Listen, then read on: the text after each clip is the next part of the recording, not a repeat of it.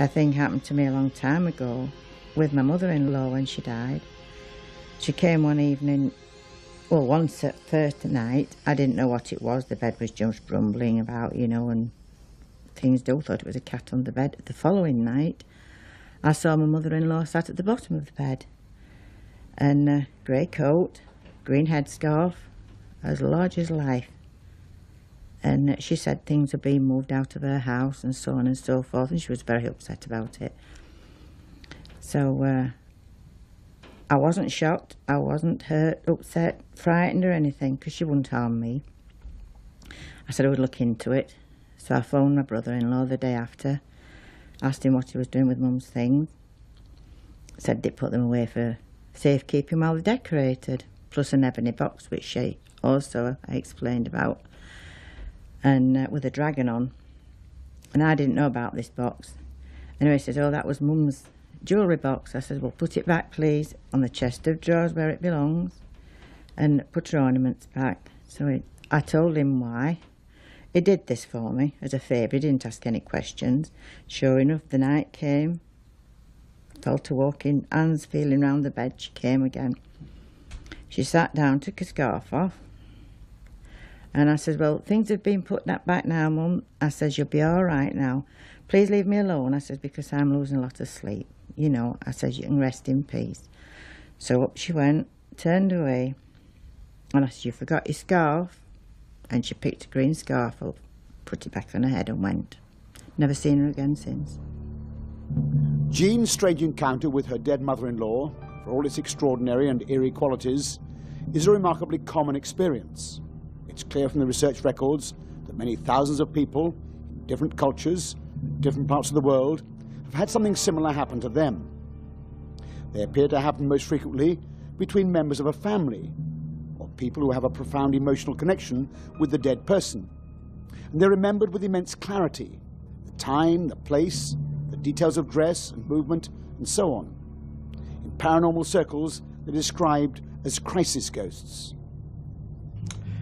One of the interesting aspects of apparitions is the close relationship between the appearance of many apparitions and the fact that the person whose apparition appears was going through a crisis, either in fact in danger of death or actually dying. And the first set of collections of these was the 1895 one of the Society for Psychic Research. And we're not talking about a set of anecdotes, we're talking about cases that were exhaustively researched, obituaries looked up, witnesses interviewed, newspapers looked at, tombstones, the lot. Perhaps the single most extraordinary thing about these crisis ghosts is their profound realism.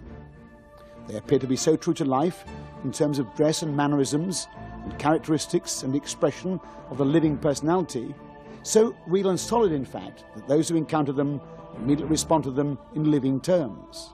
They engage them in conversation and so on, right up until the moment that the apparition is revealed for what it is, because it disappears or moves off through a wall. And usually you find that if there is more than one person present, then in a third of the cases, all of them see the apparition.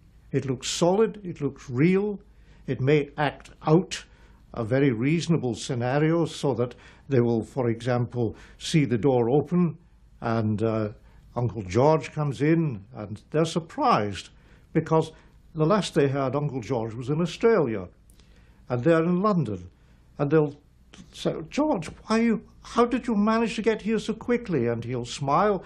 On occasion you might get a word or two, and then, only then, he will do something that a human being couldn't do, like disappear or walk through the walls. And then they begin to get scared. And then, sooner or later, word comes that at that moment Uncle George was drowning off the Great Barrier Reef or something like that. Sadly, because of the 2 world wars, there have been many, many cases like that of a person being shot down in their plane at a time when the family thinks they see him as large as life, sometimes in uniform, sometimes in mufti, walking up the garden path. Oh, John has got unexpected leave. Oh, how wonderful. And they go to the door, they open the door, he's not there. and then they begin to wonder. It's very, very common. A pilot coming up the garden path long after his death. A story very similar to that occurred not tens of years ago, but as recently as last October, to an airline pilot indeed, as he crossed the foyer of a large modern airport used daily by thousands of travellers. He bumped into a colleague. He still finds it difficult to describe the profound emotional shock of learning that the colleague, with whom he chatted for some time, had in fact died in a very sudden and unexpected way some time previously. On the way, I slightly deviated from my route instead of going to the bus, and as I deviated, I saw this friend of mine in the door come into the airport. I stopped, turned round, he came straight across to talk to me. I put my bags down, spoke to him fairly briefly. "What are you doing, you old bugger?" or that sort of phrase. Now, this is a guy I've known for 8 or 9 years. We've both flown the routes to the Western Isles, up and down. We meet in the hotel, etc., etc. We had a few words. I noted 1 or 2 things about him. I went to shake hands. He didn't respond, which seemed a bit odd, puzzled me a bit. He was very thin, he'd lost a lot of weight. Anyway, all of a sudden he said, "I've got to go," and I said, "Fair enough," picked my bags up and legged it for the door to get the bus to the hotel.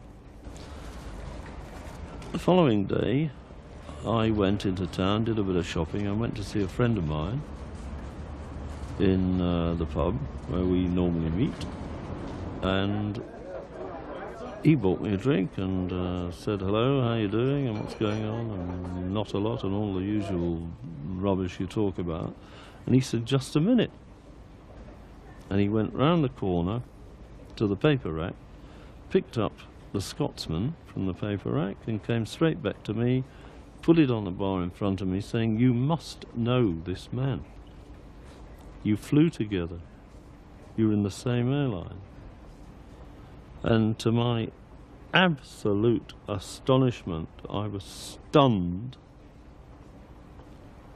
was the obituary of this friend of mine I'd spoken to the day before. And I just couldn't believe it. It wasn't possible. It was not possible. The captain's case is a typical post-mortem apparition with overtones of unfinished business. There is no doubt about it. We've investigated the case, we've talked to witnesses, and what is important, and is another aspect of this, is that it has made a tremendous difference in the attitude to life of the witness, the captain. Apart from that, there is also seemingly almost the indication that something to do with the man who died incidentally after some short illness and unexpectedly, was trying to make his presence, his continued presence or existence, still felt. And this is absolutely typical. Now, you can think what you like. If I'm a nut, then you can call me a nut, but I can assure you, as an ex-naval officer, fighter pilot, commercial pilot, I am not, what's the word? I don't make up these silly stories. That encounter has profoundly changed Bob's attitude to life and indeed to death. He has no doubts whatsoever that he met and chatted to his dead colleague. And that view underlines the powerful scientific relevance of these so-called crisis ghosts. They occur so frequently, and they are so verifiable in the sense that the dates of the death and the encounter can be clearly established. They pose a major challenge to scientific thinking. What is happening? What happens after death if, as seems clear, some aspect, some dimension of the dead person is able to re-establish contact with the living? there are so many cases that we have to accept that a fraction of people, when they are dying or in danger of dying, somehow contrive that their apparition appears as large as life.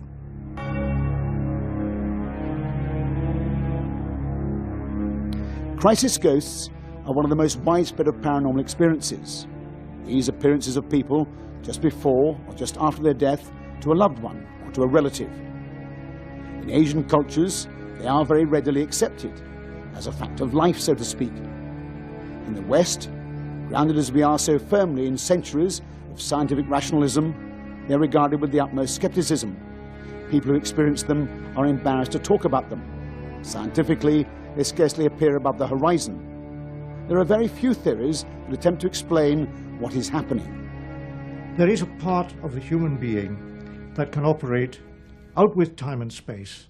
And by that I mean that human beings are not separated one from another as clearly as they seem to be. We have our bodies, we have our personal consciousnesses, we have our personal subconsciousnesses. But I go along with Jung, for example, who said that the deeper he went into a person's psyche, the closer he came to a level where it couldn't be said to belong to that one person alone.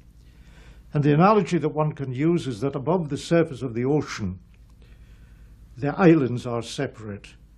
And below the surface of the ocean, the islands are separate.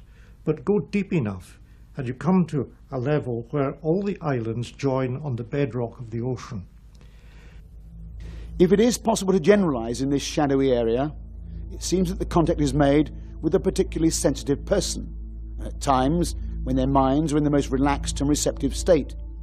That often occurs in and around the margins of sleep. It leads to a state that is known as lucid dreaming. And in the dream, I actually saw my father in his coffin, and he was in a funeral parlor in this dream. And I remember going into this funeral parlor with my brother and sister in the dream and looking. My father's coffin was on like a wooden Charlie horse, you know, the horses, the wooden horse, because it was a brand new funeral parlor. And in the dream, he looked about 2 or 3 stone lighter than I'd remembered him, and his hair had turned snow white, and he was in his coffin. And I remember asking the gentleman who owned the funeral parlor why his eyes weren't closed completely, because you could see part of the blue of his eyes. And they said that he had been in so much pain before he died that they teared, and they couldn't close them properly. I also remember in this dream opening my bag and taking out a blue rosary beads and putting them on my father's hands, because my father had been Catholic. Now, I had never put those rosary beads into my bag. The next day, when I woke up the next morning, I got a telegram to say my father had died. When I came back to Britain for his funeral, everything happened as it had in that dream, to the extent that my ex-mother-in-law had actually put that rosary into my bag. And the rosary was a pale blue rosary. And that was the same as the rosary in the dream. And it was exactly as my dream. Very often in the lucid or very vivid dream that makes such an impression on the person that he remembers it when he wakens up, he will see someone, he will be in contact with that person will talk to them, that person will be anxious, that person might have died even months or years before, or may have died without the person knowing it. And that person will be trying to get information across, unfinished business. And when the person wakens up, they remember the dream. They then perhaps, in a number of cases, actually carry out the plea of the person in the dream, and subsequently find out that the information given in the dream, and which may not be in the minds of any living person, is correct and leads to unfinished business being finished. Well, when I was about 15 years of age, I was up in London and I was modelling at that time. And I'd been doing a lot of photographic work in the morning for a photographer, and I went back to the hotel to take a rest before the afternoon shoot. And I fell asleep, and I had a really unusual type of sleep. It was as if I was awake, but yet I was asleep. And I saw my grandmother, and I saw her she was coming from the back of a field towards me. And as she came towards me, she started to turn. And as she turned, she grew younger, till she was about 30 years of age. And she said to me in this state, this dream state that I was in, she said, "Patricia, I'm all right. I want you to know that I'm all right. Everything is fine and that I love you.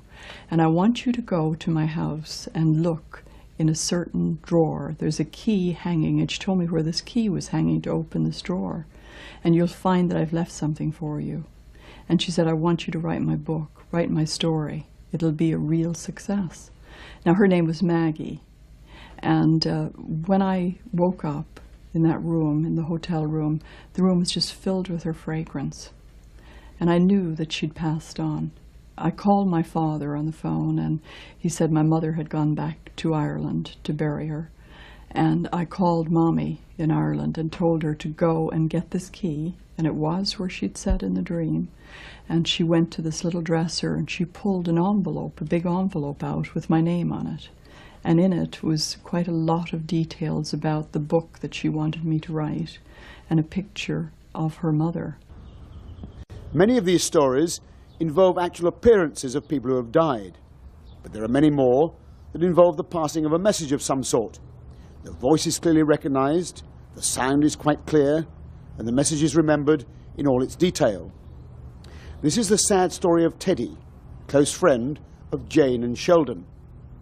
I came back from holiday and we're totally exhausted because we'd been up for 24 hours, and I came in the house, went straight to bed. But half an hour later, I sat bolt upright in bed, it's like this, and went straight. There was no thought in my head at all. I went right downstairs and I said, "Sheldon, you have to go and get Teddy. There is something wrong. You must go now, immediately." And he got up and he went. So I went over to Teddy's, and immediately I saw Teddy. He wasn't doing very well, and I said, "Enough of this nonsense. You're going to the hospital." Now, Teddy didn't have a phone, so there was no way of calling an ambulance. So I helped him down the stairs, and he actually lay down on the back seat. And I got in the car and started to drive off, and I tried to drive as fast as I could. At one point along the journey, I turned around and I saw Teddy look up to me, and I saw his eyes roll. His eyes roll into the top, and at that moment I was terribly frightened that Teddy had died. I could hear all this sort of commotion outside, and it was a commotion. There was car noise, and I could hear Teddy saying, "Sheldon, Sheldon, you've got to let me out of the car. Let me out of the car. I've got to get out. You've got to stop." And I got up, with hearing this whole commotion. Went down to Lenny, because I wasn't dressed or anything. Lenny, please go and help Teddy. I was watching TV at the time, and my mum came in and said, "Help Teddy get out of the car," because she could hear him outside. I went outside to check if he was there, and there was no one there. I couldn't see the car, I couldn't see my dad, and I couldn't see Teddy. I looked around, I went round the corner, and there was no one there. So I came back inside and I told my mum, and she said she could definitely hear voices, and she could definitely hear Teddy's voice in particular. And she said he needed help, and I told her that I thought she was crazy, basically, because I couldn't hear a thing. And I knew then, that something, that Teddy must have died or something had happened, and I sort of went back to bed and just waiting for a call. It's just, like when you know something like that's happened, it's just sort of everything goes still, and it's just waiting to hear the news. I sped as fast as I could. Ultimately, I got to the emergency in the hospital, and I rushed out of the car through the doors. I ultimately found a nurse. The whole hospital team came running out to grab Teddy, and they took him into the hospital, and I heard all sorts of electronic things going on. And then I was asked to wait in the waiting room. And I was about to make a phone call when a nurse came over to me and she said, "Don't use that phone. You'd be more comfortable using this private phone in this room over here." Well, so I did that, and I telephoned Jane, and I said, "I think Teddy's dead." And Jane said, "I know." When these things happen, you're there with the feeling. You can't you don't start analysing what is it or what does it mean or anything. It's just you're in the feeling. You're in that experience at that moment of time. I think afterwards, when I shot and I got the phone call and he was dead, there was a feeling of terrible shock, because it was quite, it was actually, because you can't really explain this to other people because they think you're a bit weird. The fact of crisis ghosts would seem to present science with a profound challenge. They are so widespread they can't simply be brushed aside as aberrations of a few misguided individuals. The manifestations or apparitions are described with such clarity and detail, and they have such realism, that they do raise fundamental questions about the nature of death and dissolution. Is there a part of the human being that survives his worldly death? Is there a need, as some scientists would put it, for a whole new science, a science of the mind? Ghosts which appear to people who have just recently been bereaved, or possibly to other members of the family when they're dying, I'd explain in two ways. Firstly, I'd take a normal scientific explanation. If you look at people who are recently bereaved, most of them have visions of the bereaved person. It's a common function of death. But that doesn't account for everything in the way of crisis apparitions, because sometimes people know nothing about it, don't expect it, and an apparition occurs. I think you have to argue that there may be emotional links, and there's certainly scientific evidence to suggest that emotional states in one brain may be transmitted across distance to another brain where they can be measured. And that would be the sort of basis on which one would then explain crisis apparitions. I have to say that over the last 100 years, there has been collected a vast amount of evidence in all sorts of aspects of psychical research, which, to anyone open-minded, I would feel, makes it imperative to believe that a human being is not just the big animal that grew the big brain, that there are facets of a human being that can operate outside time and space, and perhaps mortality. The evidence is such that many psychical researchers would say that the question, shall I survive death, is one that can be seriously contemplated by an intelligent person. And as for myself, I would say that if, when I die, I find that I have ceased to exist, I will be very much surprised.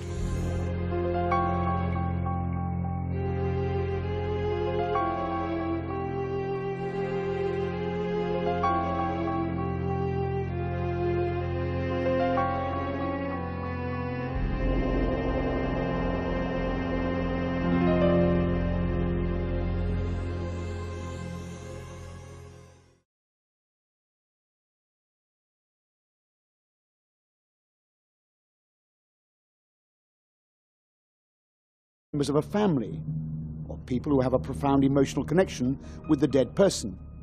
And they're remembered with immense clarity, the time, the place, the details of dress and movement, and so on. In paranormal circles, they're described as crisis ghosts. One of the interesting aspects of apparitions is the close relationship between the appearance of many apparitions and the fact that the person whose apparition appears was going through a crisis, either in fact in danger of death or actually dying. And the first set of collections of these was the 1895 one of the Society for Psychic Research. And we're not talking about a set of anecdotes, we're talking about cases that were exhaustively researched, obituaries looked up, witnesses interviewed, newspapers looked at, tombstones, the lot. Perhaps the single most extraordinary thing about these crisis ghosts is their profound realism. They appear to be so true to life in terms of dress and mannerisms and characteristics and the expression of the living personality So real and solid, in fact, that those who encounter them immediately respond to them in living terms.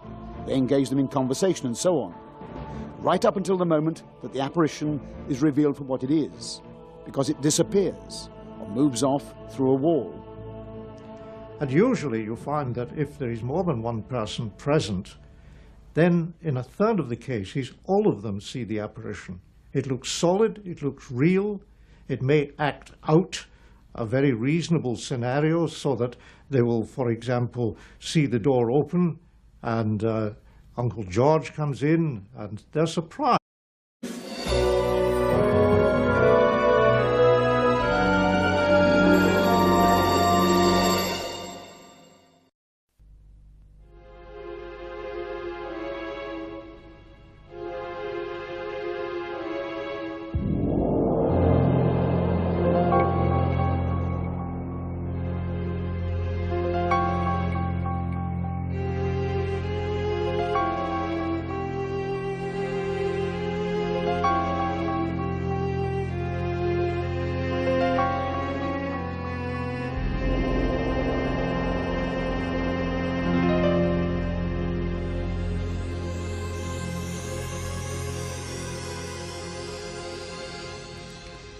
A thing happened to me a long time ago with my mother-in-law when she died.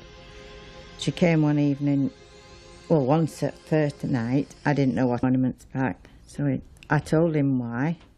He did this for me as a favour. He didn't ask any questions. Sure enough, the night came. Fell to walking, hands feeling round the bed. She came again. She sat down, took her scarf off. And I said, well, things have been put back now, Mum. I said, you'll be all right now. Please leave me alone. I said, because I'm losing a lot of sleep. You know, I said, you can rest in peace. So up she went, turned away. And I said, you forgot your scarf. And she picked a green scarf up, put it back on her head and went. Never seen her again since. Jean's strange encounter with her dead mother-in-law, for all its extraordinary and eerie qualities, is a remarkably common experience. It's clear from the research records that many thousands of people in different cultures, different parts of the world, have had something similar happen to them.